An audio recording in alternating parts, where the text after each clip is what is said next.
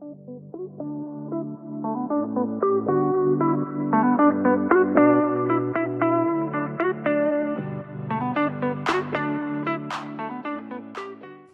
and welcome back to Heart and Health Wellness.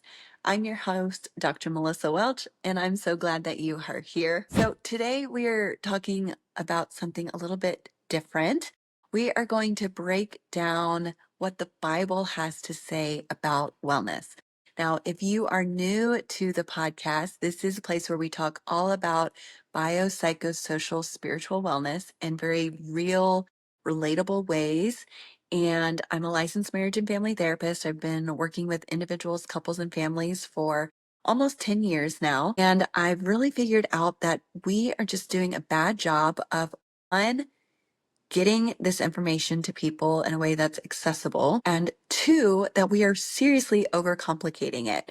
So, my whole goal with this podcast is to make it something that is accessible for everyone and keeping it really simple. So, it's something that you can feel excited about actually applying and not feeling overwhelmed by it. So, that wellness is something that feels achievable in your life. Now, I was sitting in church today when I'm recording this episode, and for some reason it popped into my head that there's a lot that we talk about in the Bible that relates to biopsychosocial spiritual health. But we don't use the word wellness, or the term wellness is not necessarily used in the Bible the way that we use it today. So I thought it would be fun to kind of break it down about what this looks like. Now, I want to note that whether you are someone who reads scripture every day or just from time to time, or you've never cracked a Bible open in your life, this episode is still going to be for you. So I've tried to make it something that is interesting and connected to scripture, but not in a way that's going to make anyone feel excluded or confused about what we're talking about. So I'm going to keep it nice and simple like I do with most things. So just know that.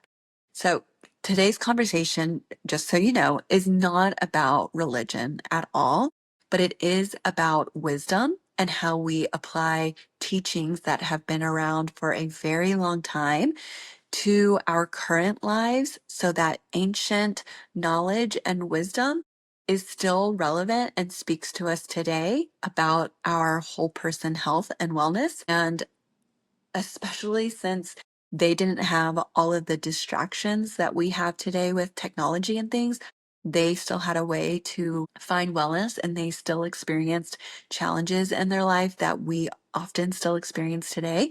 And so I still think it's very applicable. So that's kind of how I'm going to be breaking it down today. On a personal note, you may have noticed that I am wearing the same outfit, if you're watching the video, as I was in last week's episode. And that's because I was smart and planned ahead and recorded these episodes back to back so that I could relax and enjoy my time with family this past weekend for my son's second birthday party. By the time I release this episode, it will have happened, but that's happening the last week of June. So it's going to be a lot of fun. Let's go ahead and dive in. Why does this topic matter, first of all?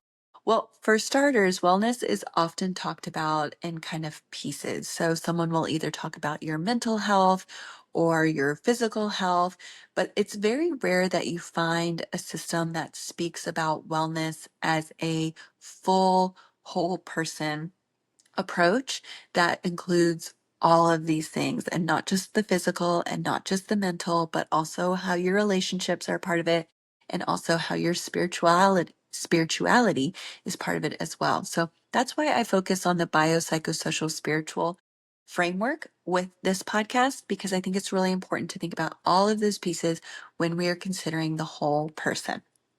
Now, the Bible, regardless of whatever your spiritual background is a book that has been around for thousands of years, and it's filled with insights that align with what we now call that biopsychosocial spiritual model. So it does talk about the biological or physical pieces of health. It does talk about the psychological and mental components of life and challenges. It talks about relationships, so your social health, and it talks about your spiritual health, of course. So it only makes sense that we're able to pull all of this together and use the Bible to back it up. So My goal today is to show you how the ancient text of the Bible still supports our modern model of care and whole person wellness, because this is not a new concept. And whether you're looking at the Bible as an ancient text or something else, there's plenty of evidence that this was something of interest to people long before us.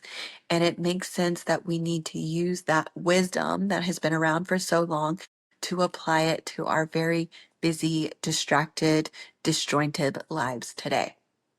We just have new names for how we talk about it, right? Somebody else named it something new and felt like they were doing something different and cool. But really, it's just regurgitating the information over and over again. So I'm going to try and bring that all together for you. So, first of all, let's talk about what scripture says about our physical health.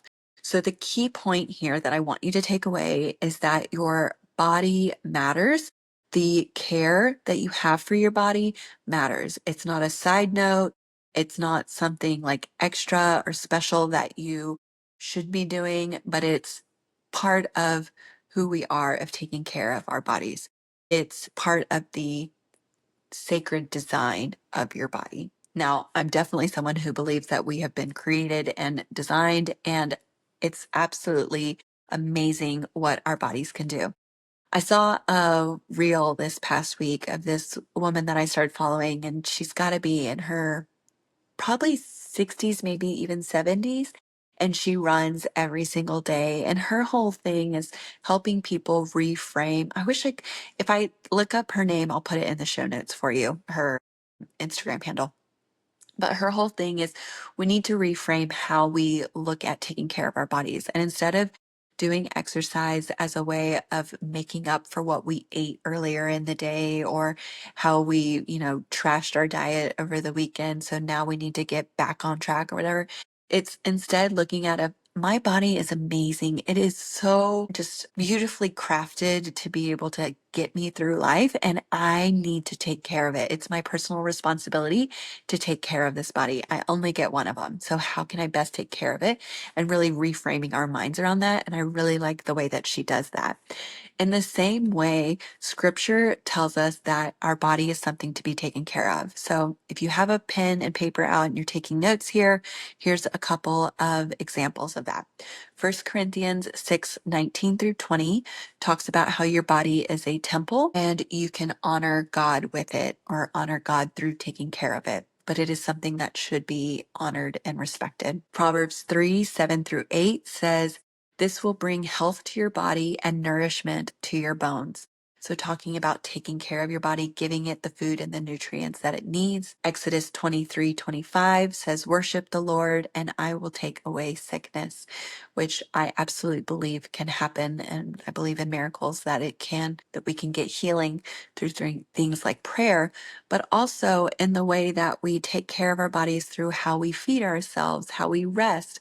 Those are key points in how our body is able to heal or to avoid sickness in the first place. I know I mentioned in last week's episode how experiencing joy and keeping an attitude or a mindfulness or a state of mind of joyfulness, that it actually boosts our immune system. So there's a lot to be said for how we take care of our bodies, not just in how it helps us heal, but also prevent us from getting sick in the first place. So I want you to think, even without a spiritual lens, these verses can encourage us to honor our bodies and to prioritize our rest, the way that we nourish ourselves, and even that connection that we have between our physical health and our lifestyle choices. So, what are some areas for you in this domain of physical health where maybe you could be honoring your body and appreciating it a little bit more than you are currently? And how could you adjust that just a tiny bit this week to make it a little bit better? Okay. For this next section, we talk about psychological wellness. This is the mental and the emotional pieces of our health. The key point here is that emotional health is valid and addressed in scripture, and that you are not weak for having feelings and experiencing big emotions. There are lots of examples in the Bible about people experiencing really intense emotions, whether that's extreme happiness or extreme sadness and grief. Those emotions are big and real and valid. So here's some examples from scripture. Romans 12:2 says, "Be transformed by the renewing of your mind." So by taking care of our mind, taking care of our psychological wellness, we're going to experience transformation. And if you're someone who is experiencing something like depression or anxiety, and that's a challenge that you face every day, when you wake up and you get ready to set your mind to something that's more joyful or positive or encouraging, you're resetting yourself. You're allowing yourself to be transformed by renewing it each and every day. Philippians 4:6-7 says, "Do not be anxious, and the peace of God will guard your hearts and minds." Now, I think a lot of people take this verse or verses that are similar to this out of context when they say that it's just not good to be anxious or that you shouldn't be anxious. And they kind of create this dialogue of shame around anxiety. And I think the key thing that I want you to take from this is that anxiety is very real. It's something that all of us have experienced at some point. Some of us experience it more than others. Anxiety itself is going to happen. It's how you respond to it and your ability to be more in tune with yourself to notice when you might start to feel that way to try and prevent it. So the idea here is that, you don't want to be anxious because it's not good for you. There's little science that shows that having an anxious mindset or attitude can be bad for our health, but there are ways that we can manage that by giving it over to God, doing some things to reset and take care of our emotional health. So do not be anxious to me means do not stay anxious. Notice when you're feeling anxious and then do something about it. So Philippians 4:6-7 again is, "Do not be anxious, and the peace of God will guard your heart and mind." So taking on that stance of peacefulness and trust that things will work themselves out. One more for this section is Psalm 34:18. "The Lord is close to the brokenhearted." And I think it's important to remember that even when we're experiencing grief and brokenheartedness, that we can find meaning and purpose for continuing on.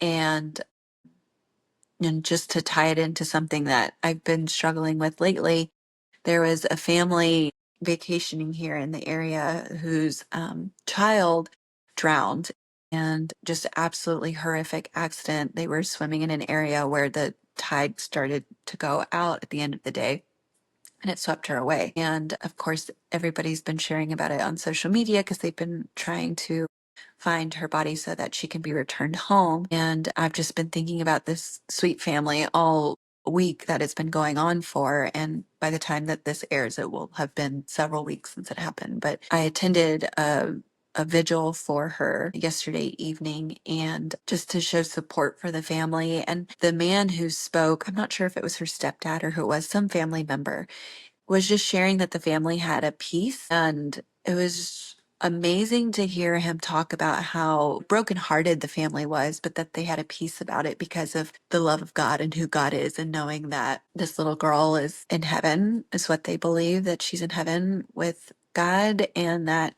she's not hurting or suffering. She's doing much better than the rest of us. And it just struck me, like, how does this family have peace in this absolutely horrific season that they're going through right now? It was truly, truly remarkable. And so I think when we're considering our psychological health and well being, it's not that we need to have an absence of grief or sadness or heartbrokenness, but more that we have an opportunity to find peace and comfort even when it's really, really difficult. So again, Psalm 34:18 is, "The Lord is close to the brokenhearted." So to have a reflection with this piece, the Bible does not shame emotion. It recognizes that things like sorrow and anxiety and overwhelm, it recognizes that those are valid experiences in life, and it offers tools like peace, presence, and renewal that sound very similar to what we do in things like therapy. When you have a trusted other, a therapist, or even if you're not doing therapy and you have a trusted other and a friend or a family member who can sit with you and be with you and allow a safe space for you to experience those emotions, really, really beautiful. So the Bible does a good job of showing how it's important to validate those emotions when they come up and have someone who can join with you to get you through that season. really, really beautiful example there. For the next segment, social wellness, this is all about relationships and community. Now, the key point here is that we are not meant to do life alone. The Bible is actually very clear about that relationships are protective and they are healing and they are absolutely necessary and crucial for us to have wellness in our life. I think I've said it before in an episode, but I'll say it here again. A lot of times, the hurt and the trauma that we experience in life is caused through broken relationships, dysfunctional, unhealthy relationships. And the way that those are healed are through positive, healthy relationships. So, relationships are crucial. We cannot go through life alone. We cannot go through life isolated. And it's very, very important to make sure that we have connection and socialization with others in life that are healthy, healing relationships. So here's some scripture examples for this. So Ecclesiastes 4:9-10 says that two are better than one, and one can help the other up. And what I really like about this verse or these verses is that it's not shaming the person for falling down and being too weak to stand up. In fact, it's saying when you fall, because you will, and when you are struggling, because you will, be humble enough to ask for help and take help when it's offered to you. Like that is a beautiful example of relying on each other in a healthy way. It's not a weakness to let someone else help you up. It's important that you recognize when you need help and you're willing to take it, and then you thank the other person for being willing to offer that help. So, really love that new perspective on that verse that I just kind of learned here. Another one is Romans 12:18, to live at peace with everyone. Now, I know this can be really, really difficult, especially that really obnoxious person in the office, right? Like some people are just really hard to get along with, and I totally get that. That's valid. Not easy all the time. But I think there is an opportunity for us to be at peace, even with those who we disagree with, or who have different political views than us, or different religious views than us, or different cultural beliefs and backgrounds and practices. We can still find a way to live at peace with them. Galatians 6:2 says, carry each other's burdens. So, just like in that first example I gave of being able to ask for and receive help when you need it, this one talks about being able to give that help to others.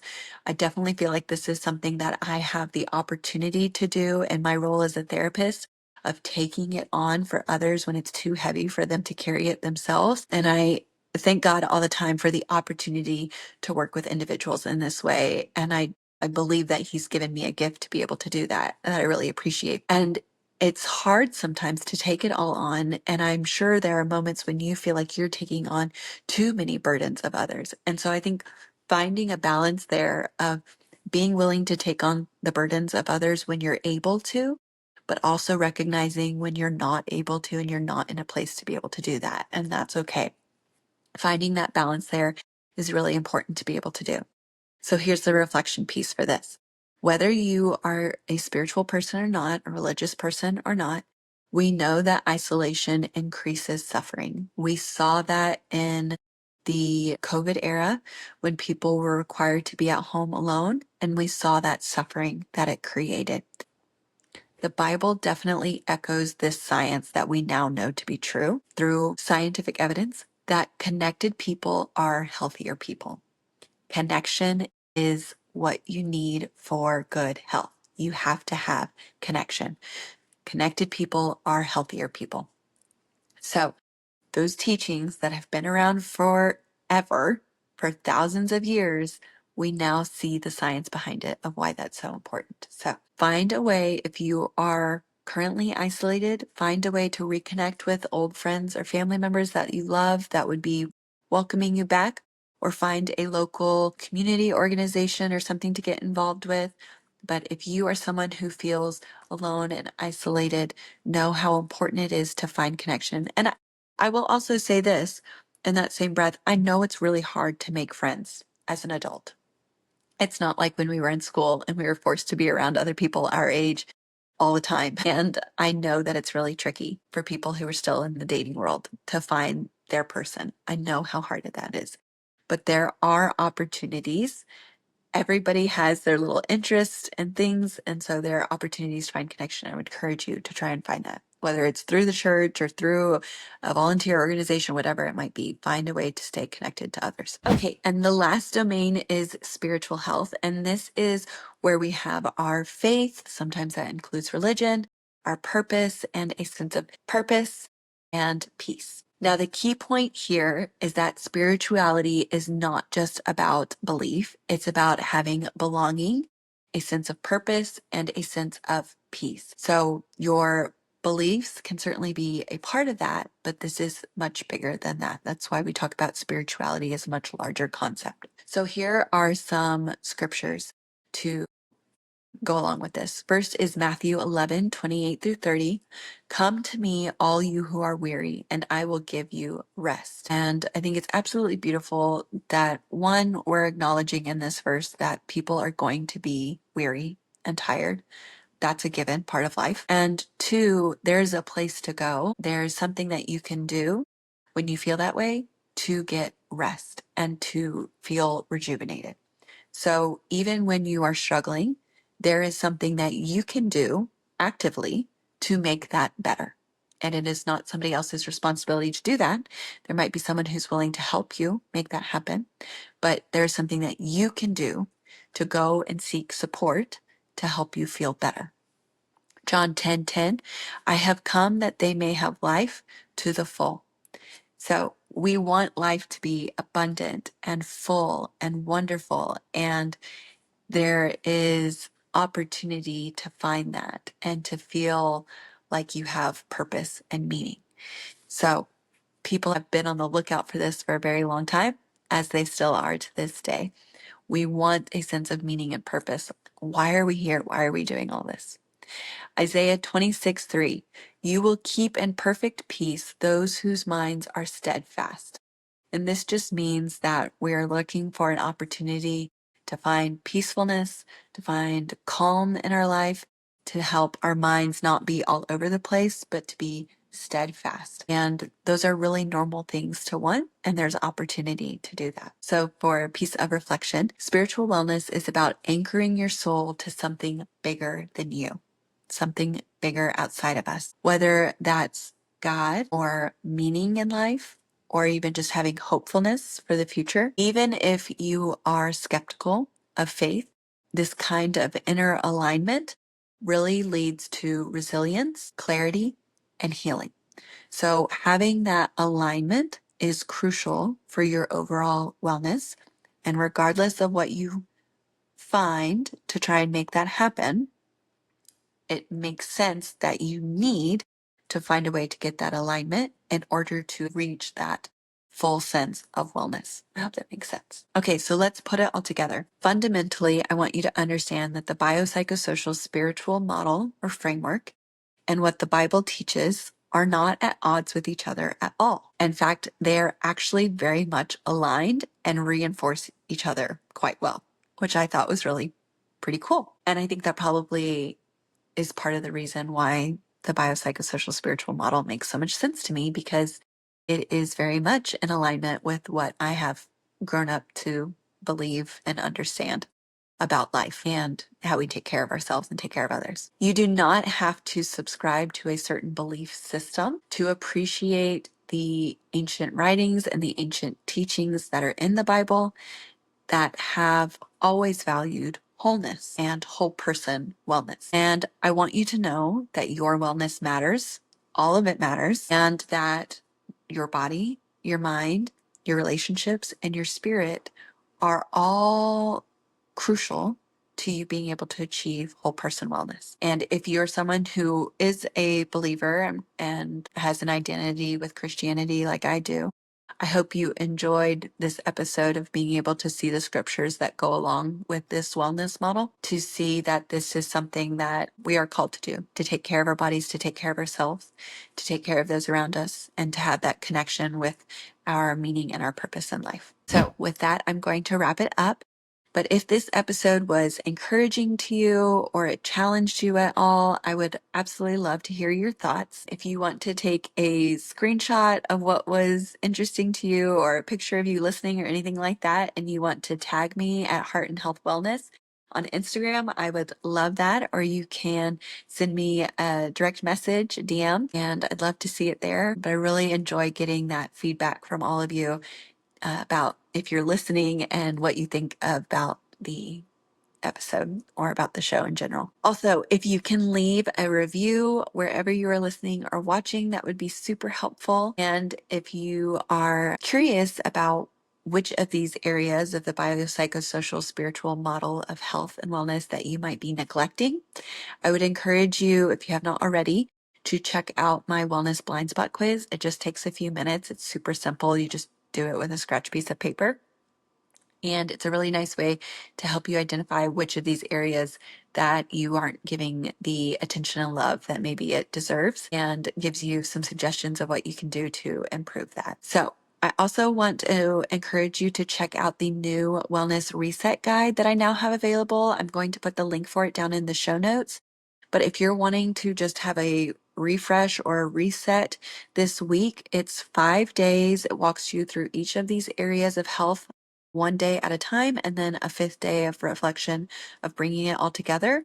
And so it includes some reflection, like journaling prompts, and then it also includes an activity for you to do. And then it also includes a bonus daily wellness tracker, and it's super low cost and less than $10. And so if you want to check that out, I enjoyed putting that together for you, and I think it'll be helpful to folks, and you can use it over and over again as many times as you'd like. So if you're wanting a wellness reset, check that out. I'm going to link it for you down below.